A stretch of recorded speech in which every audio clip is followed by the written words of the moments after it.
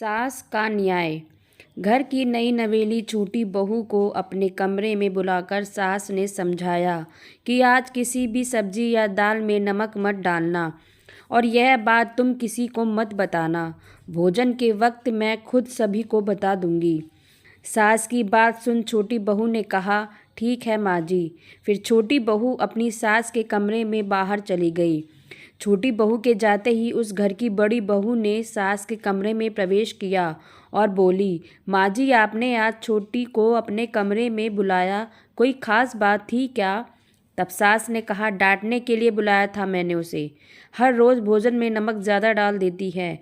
फिर बड़ी बहू ने कहा, आपने अच्छा किया माँ जी, उसे रसोई नहीं आती, लेकिन यह बात वह मानने को तैयार नहीं।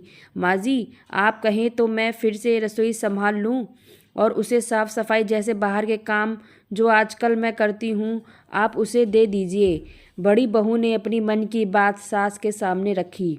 यह सुनकर सास बोली, नहीं अभी नहीं, आज भर देख लेती हूँ। यह सुन बड़ी बहू सास के कमरे से बाहर चली गई।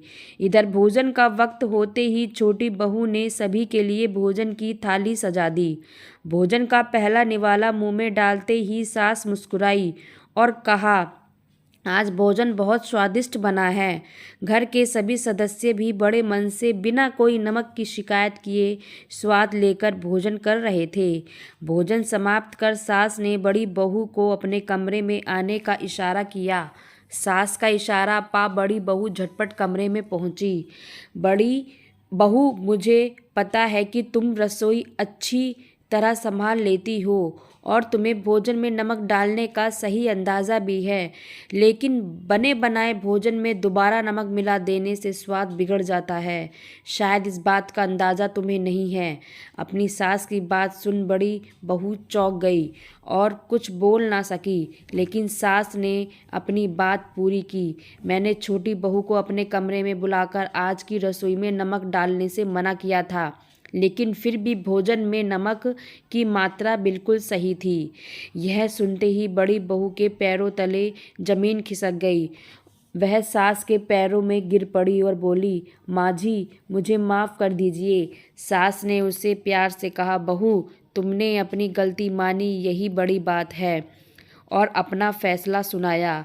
आज से तुम घर की साफ सफाई के साथ साथ रसोई में जाकर भोजन बनाने में छोटी बहू को मदद भी किया करोगी, ताकि वह तुम्हारी तरह नमक का सही अंदाज़ा सीख सके। बड़ी बहू आत्मग्लानि से भरी अपनी सास के कमरे से बाहर निकली और रसोई में जाकर अपनी देवरानी को गले लगा लिया। तो फ्रेंड्स, इस कहानी को लाइक व शेयर जरूर कीजिएगा। Thank you.